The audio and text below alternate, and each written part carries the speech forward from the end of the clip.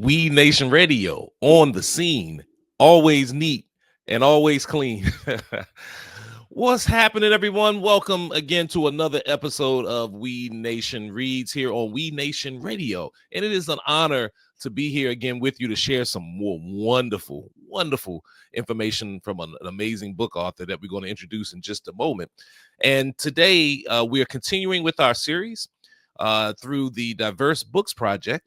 And we're honored. We Nation Radio, which stands for Watoto Entertainment and Education, is a platform that my wife and I started back in 2017 to provide the best in R&B, hip hop, funk, jazz, reggae, go-go, calypso, African world rhythms, and more, all designed for children 0 to 12. And it's commercial free, so you can go right to your app and download the app and listen any time of the day. And so we're honored to continue our partnership for the second year with the University of Maryland, Baltimore County's Sherman Teacher Scholars Program. And through their Diverse Books Project, they partner with Baltimore City schools to ensure that early childhood educators at their partner schools have access to high quality, diverse children's books and opportunities to share ideas and insights about their use. And so we are so excited. If my voice sounds a little different, I'm a little under weather, but nothing's going to stop us from sharing this great information. And I'm so honored to have a wonderful and amazing author who was selected by the teachers and the students in Baltimore City to be a part of the Diverse Books Project. And our guest today is the one and only Jamilah Thompkins-Bigelow, and she is an award-winning children's book author. Before entering the literary world, she worked as an educator for more than 15 years, teaching children and teens in schools and alternative settings, and developing foundational curricula by the Muslim Anti-Racism Collaborative, also known as MuslimARC. This work continues to influence her writing. Her picture books and middle grade fiction, which I'm going to ask her to elaborate on that too, which centers Black and Muslim protagonists, have been recognized as the best in children's literature by many educational institutions and reputable publications, including Time, Ebony, and NPR, National Public Radio. That is awesome. And she is a two-time winner of the Muslim Bookstagram Picture Book Award, and she has earned the prestigious Walter, Irma Black, and Golden Kite Award honors for her work. And in addition to producing children's literature, she invests her time in the mentorship of aspiring authors through We Need Diverse Books and the Highlights Foundation. So I want you to please help me welcome our wonderful guest for today, the one and only Jamilah Thompkins-Bigelow. Welcome to We Nation Reads. Hi, thank you. Welcome thank you so much for inviting me here for that wonderful welcome. It's great, and I could just go on and on about your biography. But before we do that, tell the audience a little bit about yourself. Where do you live? I've lived in Philadelphia for most of my life, although I was born in DC. Okay. I work here. I've been an educator here for many years as well. Okay. My parents met in Philadelphia, so that's always has a very special place in our heart and our family's heart. And so before we jump into your book that we're going to talk about today, how did you actually get into becoming a book author? I know you say you were a teacher and that you focused on some, what was it called, alternative settings. Yes. Describe what those are, and how did you transition to becoming a book author? So I was a high school English teacher for many years, also did some middle school, but mostly I taught high school English, very, sort of traditional classroom setting. And then after a while, I wanted a little bit more creativity and to focus on writing skills a bit more, as Common Core kind of came down the pipeline and was sort of forcing a lot of restrictions in the way that people were teaching. I sort of felt like this was not the thing for me anymore, because I loved really focusing on teaching writing, and that was kind of what I was known for as a teacher. So I went into after school programs, so out of school time programs. And I was a program director at a nonprofit called Mighty Writers, where I was teaching, running one of the centers. There are many centers throughout Philadelphia, New Jersey, and New York. I mean, even one in Texas. But running one of those centers where I was, teaching kids to really love writing, and to do some fun things with writing, and also helping other people who cared about that, to teach kids as well. And my writing path was kind of started while I was already in the classroom, towards the latter end. I just wanted to write. I was reading a lot of children's books to my own kids, my two boys, and they were really little at the time, when I developed this interest in picture books, because I was reading picture books to them a lot. And when my oldest was like maybe 4 or 5, and the youngest was a baby, I remember really feeling like these picture books were art, really, I discovered that like there was this beautiful writing, and you could use it to teach all kinds of skills. So I was taking it into my high school classroom. Even my students loved that, because our class was hard, our class was challenging, and this was a way for me to like introduce skills. Sometimes I taught African American studies as an elective, and so I also used this to like teach, to sort of introduce complex topics in history, because picture books would just have, you would just lay it out in a very basic, simple way and help kids to develop background. So all of this was happening at the same time. I was feeling like, and I would say this is back in 2015, I was feeling like there was a lack of books that represented my community. I couldn't really find a lot of books about Black boys to read to my sons. I couldn't find Black Muslim kids in books, very few Muslim kid stories in general, but Black Muslim kids, not a thing. And so I wanted to represent my community. I'm in Philadelphia, which is a huge Black Muslim community, and I wanted to put us in books. I wanted my sons to see themselves in books. And so I started learning on my own how to write children's books, because I just was already in love with them. So I, said, what, let me start analyzing them and breaking them down. And for a while, I was very self-taught, and I was just kind of studying them and learning them.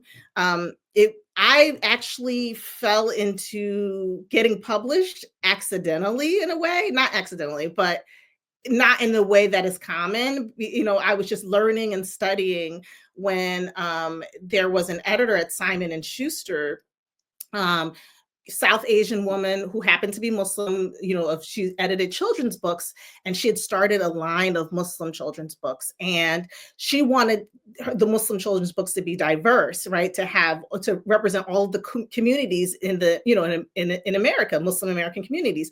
And she could not find Black Muslim authors of children's books. So she had done a search, she had, and one of my friends actually found out about it and told me and connected me with her. And I submitted my work to her, and the rest is history. Like after that, I kind of entered the industry. It wasn't as easy as that after that, but my first book really was Mommy's Kimar, and it was submitted through Simon and Schuster Salam Reads, through this editor just reaching out. And again, I was doing this while I was teaching at the same time. Wow, that's an amazing story. And I wanted to know, it's always important for people to know that you may not have success right away in terms of how we view success, but it led you to where you are now, where you ended up getting published, and you're expanding in this area. Did you ever think that you'll be doing this full time? No. No. And that was the funny thing, is like, I always felt like I wanted to be a writer, not necessarily of children's books, but since I was a girl, I knew that I loved this. I had a passion for writing, but I always thought this was an impractical work. I didn't really see how a person could become, enter this industry. I didn't know anyone who was in this industry, right? And so for many years, I sort of pushed that dream to the background, and I just loved just looking at books and thinking about books and writing in my spare time for fun. And sometimes, randomly publishing this article here, this poem there, but not really zeroing in. And it just never seemed real. And really, it wasn't a real goal. It didn't become real until my second book, right? So Mommy's Kimar was published with relative ease. And then after that, I spent 2 years struggling to get anyone to look at any other of my, of my books, and to publish it, or say yes on it. And, and then that second book actually really launched my career. Your Name is a Song really launched my career where I could do this full time. That is awesome. You're listening to We Nation Reads, part of our Diverse Books Project by the University of Maryland, Baltimore County Sherman Teacher Scholars Program. And our distinguished guest is Jamilah Thompkins-Bigelow. And before we jump into your children's book, I know that you've mentioned something about, where was that language at? Middle grade fiction versus picture books. What's the difference? So middle grade fiction are the chapter books, the larger books, like this one here. I'll show you. Grounded is like a novel that I co-authored.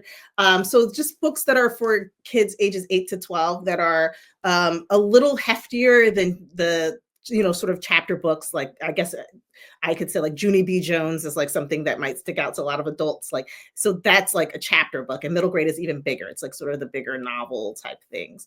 And so I have done I've been in an anthology. I have co-authored a middle grade novel, and I have another novel coming out soon that I can't talk about yet because publishing is like that. But also, so that I'm doing a bit more of the middle grade fiction as well. How many books do you have, or have you published? Right now, it's at, well, this year will be 9. So Okay, that's great. That's great. And so let's go ahead and talk about Mommy's Kimar, if I'm pronouncing that correctly. Now, I read the book and I found it very fascinating. I'm a drummer and a percussionist, and I'm gonna talk to you a little bit about when you put the beads on the Kimar, or any. As a drummer and a percussionist, I teach that anything that you shake, scrape, and strike to make music is a percussion instrument. So, yeah. can you imagine taking if it's allowable, adding the beads or adding certain things, and even incorporating music with the Kimar? That's just what I thought about it. But talk a little bit about your book, Mommy's Kimar. So Mommy's Kimar really is a book that came out of my childhood. So my mother, and the illustrator is Ebony Glenn, by the way. I should point her out because her illustrations are beautiful. And this was my debut, as I said, and it was also her debut. She's a wonderful illustrator down in Atlanta. And this story really was based on my childhood. I used to love playing with my mother's headscarves, her khimars or hijabs. Some people use that word. And I love playing with them, dressing up with them. And my mother allowed me to do that for whatever reason. I know that some people would not allow that, but my mother allowed me to sort of go in her closet and play with her things, her purses, her shoes, her heels, and also her khimars. And I remember putting them on because they're long pieces of cloth, big pieces of cloth. And so you can do different things with them. So I'd wrap them around myself and make a dress or become like a princess or, a fairy or something like that. I would do all of these different fun things with them. And so for some reason, when I first entered the industry, I felt like there was almost a pressure to talk about the headscarf, to talk about khimar, because it's such a visual thing. And it's something that people often, they really associate with being a Muslim and make kind of a big deal about.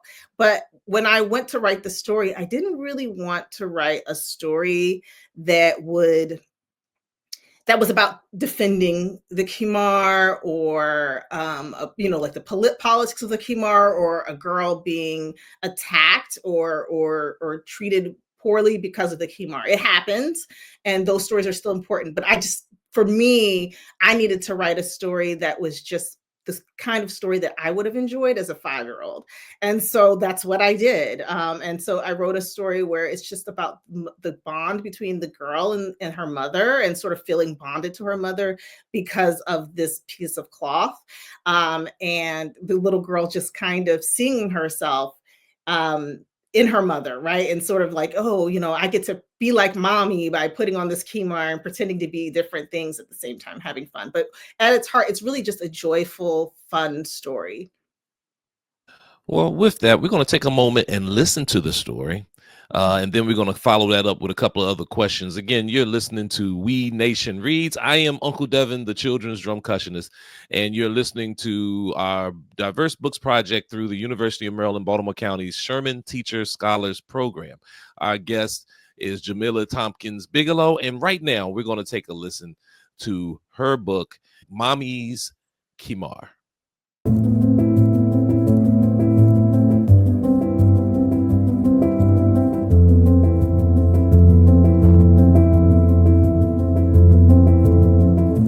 Mommy's Khimar by Jamilah Thompkins-Bigelow, illustrated by Ebony Glenn. A khimar is a flowy scarf that my mommy wears before she walks out the door each day. She wraps one around her head.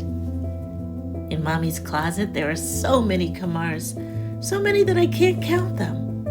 Black ones, white ones, purple, blue, and red. Stripes, patterns, and polka dots too. Some have tassels, some have beads, some have sparkly things all over. And she has my favorite color, yellow. When I put on Mommy's khimar, I become a queen with a golden train. Under the khimar, my braids and twists form a bumpy crown. It's not easy to cover the many plaits Mommy puts in my hair. When I wear Mommy's khimar, I shine like the sun. I dive and become a shooting star into a pile of clouds. Of course, I make sure that Mommy doesn't see me.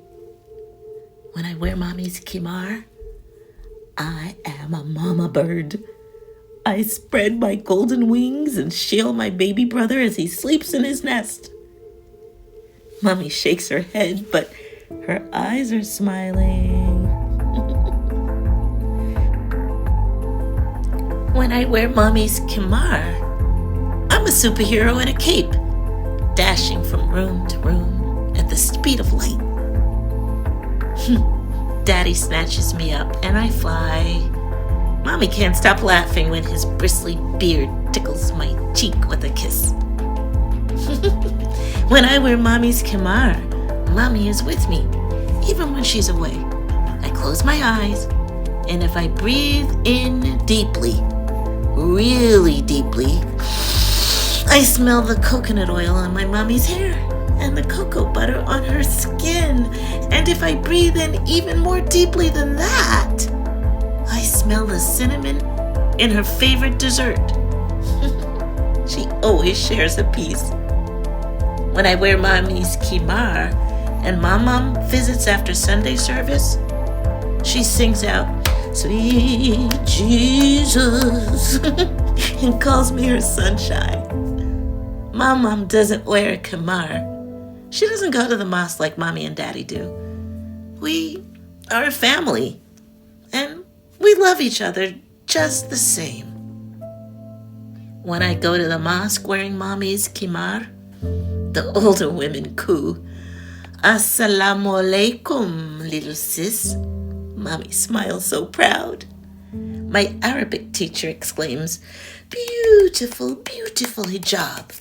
Hijab is the word she uses for khimar.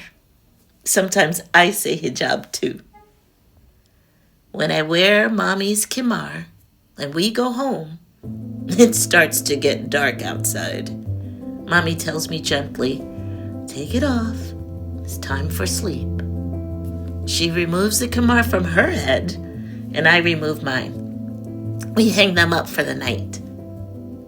I look around at all the khimars. Too many to count. I stroke the yellow scarf one last time. I close my eyes and breathe in deeply, really deeply. And if I breathe in deeply enough, I can take Mommy's khimar with me. I place it inside my head.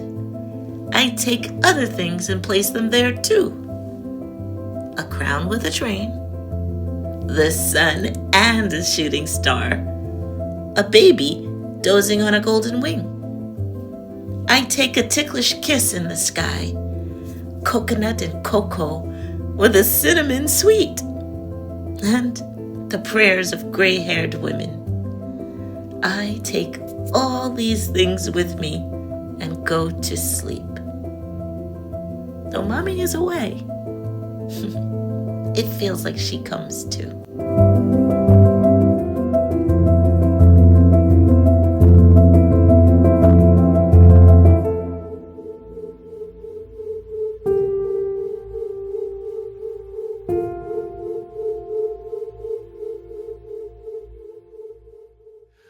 So, what type of pushback did you get for your books? I know that in this era of cancel culture or book banning, did you find that you experienced any of that at all for any of your writings? Yeah, so Mommy's Kimar has been on a few challenge lists. And I know that Abdul's Story, another one of my books, has been as well. Um, I've heard someone tagged me about Salat in Secret as well being challenged. One of my more recent books, Salat in Secret. I haven't seen that, but yeah, I've had books be banned. I've had books, be on challenge lists. And they're really, and it's just interesting because they're really like there's nothing really in the books about like violence or anything that is like not like that's beyond what children could be in a children's classroom. It's really, my books are just representing Black Muslim kids like just living their lives. So it's been difficult to know that people are basically saying that my existence and the existence of my kids are threatening in some way, right? Because that's really what they're banning is like, just the existence of these kids and the representations of these children. And I haven't really, I don't really know how to address that or what to think about that someone would think that my existence is threatening. Yeah, and it's hard because how do you combat ignorance like that? Sometimes we just have to continue to push truth in what we do and let it be because that's what's really happening right now. And I love the story. You mentioned Mom, is that what you call it? Yeah. Mhm. Explain that character, and I love the fact that you also indicated that within families you can have different faiths, but we're still one family. Yeah, so my mom is based on my mother-in-law. So my kid's grandmother, they call her mom, and she's always saying, "Sweet Jesus," and she's quite a character, and just a very kind person, a very nice person. Okay. And so I wanted to put her in the book because that was realistic to my kids. And so I had a non-Muslim grandmother as well. My grandmother was Christian. She didn't say yell sweet Jesus all the time, but I also did. And so and I have, Christian family members. I have Buddhist family members, in addition to Muslim family members, is just something that is real for me. And so I wanted to put that reality because I think that that's real for a lot of kids. And my mother-in-law is very happy that she is in a book and also shares quite often that she is she's in a book. I bet that's great. That's why she's a star now. Yeah. So what do you have coming up in the future? What can we expect from you in terms of your writing? So this year in the fall, I have a new book coming out called Together We Are Sunshine, illustrated by Raisa Figueroa.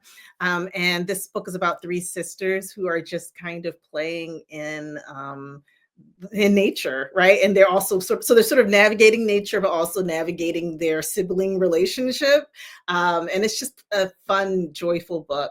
If you just want to kind of go out into the woods with your kids, basically, this is the book to read. So Together We Are Sunshine comes out in October. Okay, I love that name. So if someone wants to find more about your books or learn more about you or book you for speaking engagements or book readings, how can they do so? Definitely go to my website, JamilahTheWriter.com. So JAMILAH, thewriter.com. Everything is up there. It's very easy to reach out. Okay. And you're also on social media as well, Yeah. like on Instagram. Yes. Yes. Author Jamilah on Instagram. And I'm also on Blue Sky, also under author Jamilah.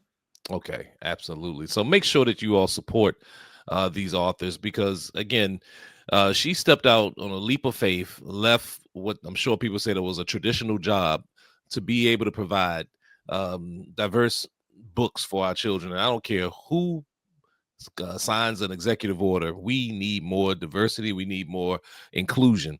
And we're going to always be about that here at We Nation Radio. Is there anything else you want to share with us before we go?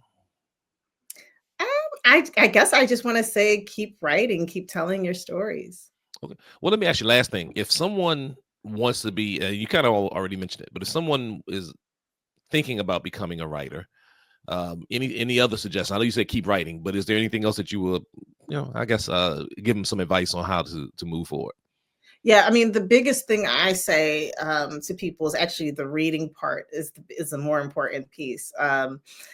You have to read lots of whatever it is that you want to write. You have to read in your genre. You have to be well read, so so that you are in conversation with these other books, and you also are creating that voice in your head of what that sort of story sounds like. Those kinds of that language, that audience, what they're expecting. So, if you want to be a writer, you need to read, invest in being a reader. I can't tell you how many times I have had someone tell me that they want to write something, a memoir or a picture book. And I'm like, well, are you reading them? And they're like, no, I don't really like reading those books that much, but I have a story to tell. No, Yeah. you cannot, you have to read your genre. There's no shortcuts. That's right. Yeah.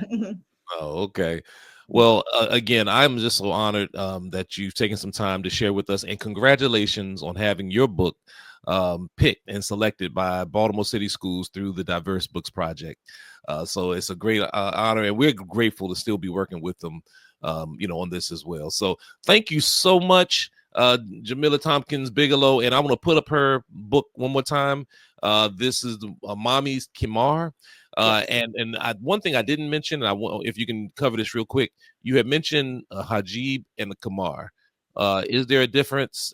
Is it a hijab or the khimar? No, there's no difference. I wanted to use the word khimar because khimar was and still is pretty much a term that's used more popularly with Black Muslim communities. And so I wanted to kind of center our story in with this book. And so that's why I use the word himar.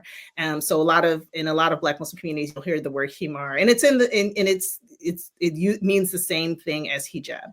Okay, awesome. Well, again, thank you so much for taking some time. We wish you all the success. And if we can be of any help to you moving forward, you let us know. We will be sharing your information here on We Nation Radio. And we hope that you continue to grow in every single endeavor that you have. So thank you so much for joining us here on We Nation Reads. Thank you for having me. And there you have it. Another wonderful artist here on We Nation Radio. And again, if you want to follow her, you can go to Jamilah. What is it? Yeah, Jamilah the Writer, Jamilah the Writer. Make sure you go and you know what? Send an email. Let her know that you listened to this.